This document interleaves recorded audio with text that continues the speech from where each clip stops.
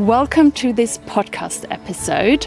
I am so looking forward to talk to you again about solo traveling and deeper inner work and taking time away from home by yourself. I've been doing it for many years and I'm sharing all of that with you today, why I'm doing it and what I'm actually gonna do and focus on next week when I go on my next solo trip. So, you're interested in finding out more? Let's get started. So, I'm going to take a solo trip by myself again next week, and it's gonna be actually my 4th time going on a trip away like that. So let me recap what all of these trips have been in the past. So 4 years ago, when I did it the first time, it was when I was burnt out. I took time off to get better. But if you heard the story before, you knew I was at home and nothing really changed. So I locked myself away for a week in a hotel nearby and I did deeper inner work. And it was just so fundamentally for me that something shifted in that week, and it did, it worked. But this is where I got so much out of a week away by myself that I said, I have to do more of that. I'm making this an annual thing. So that was the first time I really went by myself and focused on deeper inner work. The next year I traveled through the US actually twice, and I did a little bit of a mix of, yes, it was deeper inner work as well. I went as well to 𝗘𝗘𝗢𝗧𝗘𝗥𝗦 dispenser retreats, so that's a lot of inner work, obviously. I did a lot of meditation, but at the same time, I did as well experience the different places in the US and traveling by myself. So it was kind of a mix of doing something at the same time doing my inner work. So that was the second year. And then last year, the third time around, I went away for 2 weeks to Austria and I learned how to paraglide.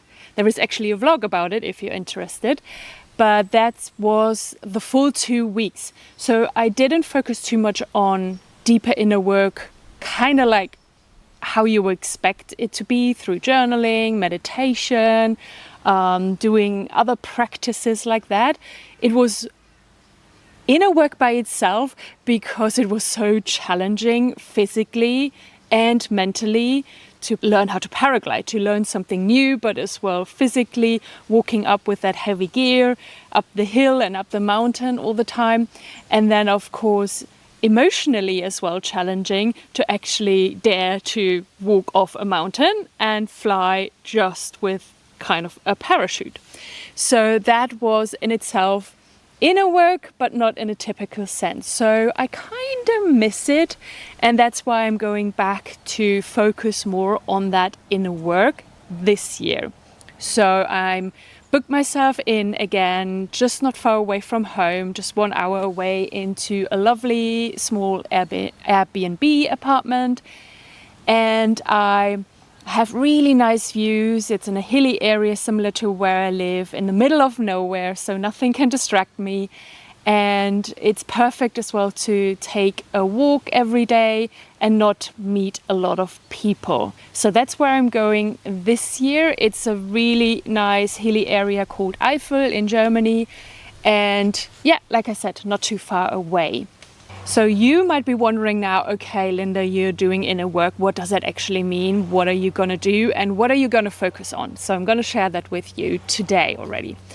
My main topic that I'm going to go on that little me retreat is to find out what I really want. So really, what do I want in life now at this moment in time? What do I want to focus on? And what do I want to change? How do I want my life to look like? I, at the moment, don't have a clear vision anymore, and I must say that I've changed as well over the last few months again, like I always do, and I feel like I need some kind of reset. I need to ask myself this question again to receive some more clarity and direction for myself in my life. And that is kind of like the main topic that I'm going with on that little mini retreat for myself. And I even got some support material. Actually, the universe sent it to me. Over the last couple of weeks, I actually came across a workbook from my favorite manifestation teacher, 𝗘𝗡𝗥𝗦, and it's the Clarity to Create Your Dream Life workbook. And I thought, well, that's actually kind of similar to the question that I have. So I'm going to use a lot of her questions and inspirations to ask myself this question. And then the other, literally 2 days later or something like that, I got again inspired by Mel Robbins. I think she has this workbook out quite a few months already. It's called the Get What You Really Want workbook. And I said, okay, let me get that one as well. It's free as well, and it can just help me in asking myself the right questions. Because it can happen that you are just like swimming in your own soup, aka your own thoughts, and it's always good to get some new inspiration and to get some new ideas and to read words as well, or listen to words as well from other people and how they ask these questions. So I'm going to use these materials. These are great teachers for self-development and manifestation. So I'm looking forward to getting some ideas out of that. And then the other topic that I will take with me is, of course, my surrender experiment. So my relationship with my body that I have been focusing on now since quite a few months.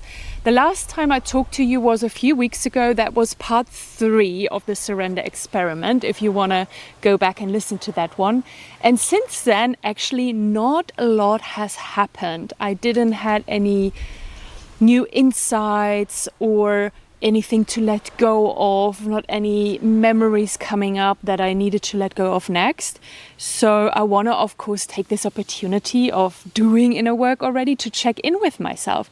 And it could be that there is currently not much that I need to do. Maybe there is something for me to take a rest on that project, on that experiment, and actually focus on something else. And that will be okay as well. I just want to take, of course, the chance and the opportunity to check in and see, hey, is there anything that I can let go of? Is there anything that I can bring into my consciousness to progress in my surrender experiment with my body? So that will be the 2 main projects. What do I actually want from life, and my surrender experiment that I will be focusing on next week when I go. So how am I going to spend all of that time by myself? For sure, one of the main techniques and tools that I will be using is meditation, obviously. I can't wait to meditate that much and have that time, and as well alone time to focus on it without any time pressure of like going to work or needing to do other things. So I will for sure meditate about 3 times per day, I would think, in the morning, which I do generally every day, and then in between during the day. When I'm working on things, I will probably use meditation again to work through things, letting go of things, process things. And then probably as well in the evening, before going to bed, I will meditate again. So yeah, that will for sure happen 3 times per day, if not more. And like I usually do, it will be a mix of meditations. I will either use guided meditation from Dr. Joe Dispenza, or I will meditate by myself with just playing music and focusing on a topic that I want to focus on, or I will sit in silence and just listen to my inner voice, listen to my higher self. What does my subconscious mind or the universe want to tell me? And just listen. So that will for sure be a huge focus of mine on that trip. I will as well take my yoga mat. When you're doing this kind of inner work, it's really good as well to move throughout, especially such an intense time where you do this for days. It's good to walk or to stretch or to do some light exercises to move as well the energy. The energy is moving anyway, but maybe something gets unstuck or something needs to shift, and it's really good as well to move as well the body throughout. So I might as well do some breath work during the days. I will go on minimum 1 long walk That's why I went into the countryside where I can connect with nature as well and align with the energy around me, and as well move my body to realign what needs to be realigned, and then take my yoga mat with me as well. So I can do some stretching, some yin yoga, that would be lovely. And just give my body as well the opportunity to move and shift energies around. Because I'm so excited about focusing deep and going deep on this trip, I'm not gonna distract myself with much more than what I shared with you already. I'm actually gonna take a couple of books for in between, getting some new inspiration, taking a break from my inner work. I actually got the books already selected, so minimum kind of 2 of them. I might take a few more. So one of the books is Letting Go by David R. Hawkins. I talked about this book already in a previous episode. I get a lot out of it, but I'm actually just kind of like halfway through and I want to finish it because it's just so good. And what I got as well is the Letting Go journal that goes along with it.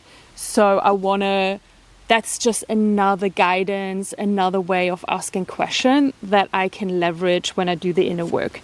But I'm really excited to finish this one next week finally. And then the other book I'm going to take is a big one. And you might be surprised that I've actually never read it, but I'm finally going to read it. It's A Course in Miracles. If you know what it is, you know it's a big book.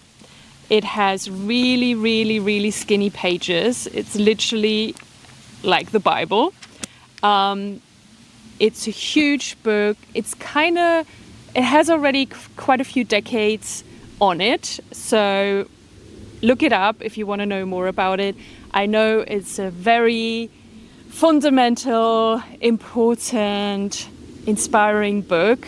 I think the teacher that talks for me the most about it that I listen to is Gabby Bernstein. She references this book a lot, and I'm really excited and actually a little bit nervous to get into this book and actually start reading it and getting into it, but mostly, of course, it's excitement. But yeah, a lot of people rave about it, so I'm looking forward to finally get this started. I have this at home for probably about a year, and like you see, I still haven't read it, so it's going to be this week. So I'm going to take books with me, but what I'm not going to do is I'm not going to watch TV, I'm not going to go on social media, and I'm not going to talk to people as much as I can.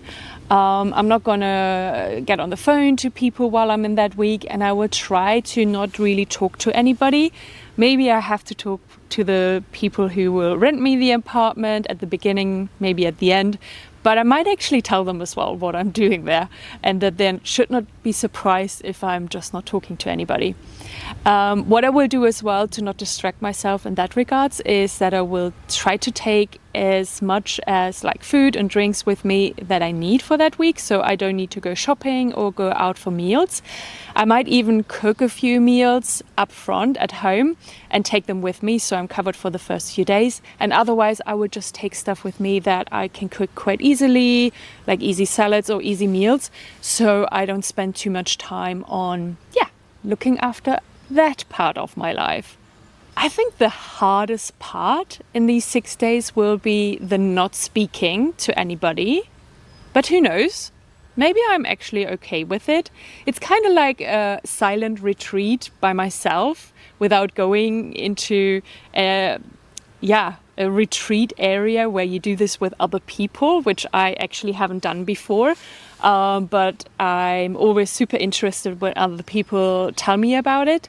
So I'm going to just do it by myself. And well, you could do the same, right? Just lock yourself away for a couple of days and not talk to anybody. So I think that will be quite interesting. I've never done it that rigorously before, so I'm quite looking forward to that, but I think it will be challenging as well. And the other thing is TV.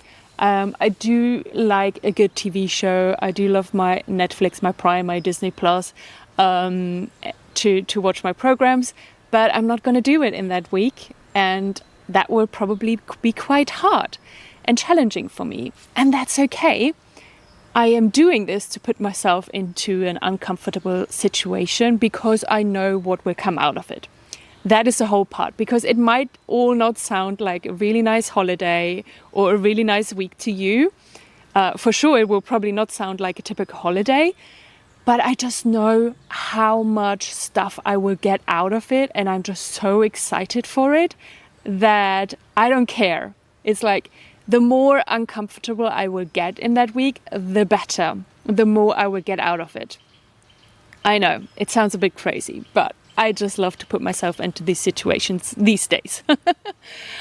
So yeah, I'm really looking forward to it. Like you see, I do have kind of a plan, but as I know as well that the universe doesn't follow these kind of plans that we set ourselves up. So I'm excited as well to see what the universe wants me to experience in that week. I put myself into the situation, so I tell the universe, okay, do whatever you want to do with me. So maybe my plans will get thrown completely overboard, and I will be doing something completely different in a journey. And that's perfectly fine as well. I can't wait. I will leave in today, just about over a week, and I will of course tell you all about it in one of the next episodes, so look out for it, where I'm going to share with you all of my insights, my experiences, what do I experience, how hard was it, and what did I take away from it, right? And what do I implement now with that information into my life? So I'm looking forward to share all of that with you. And wish me luck. Bring it on, universe. I am ready. And with that, I love you and leave you. Talk soon, and bye-bye.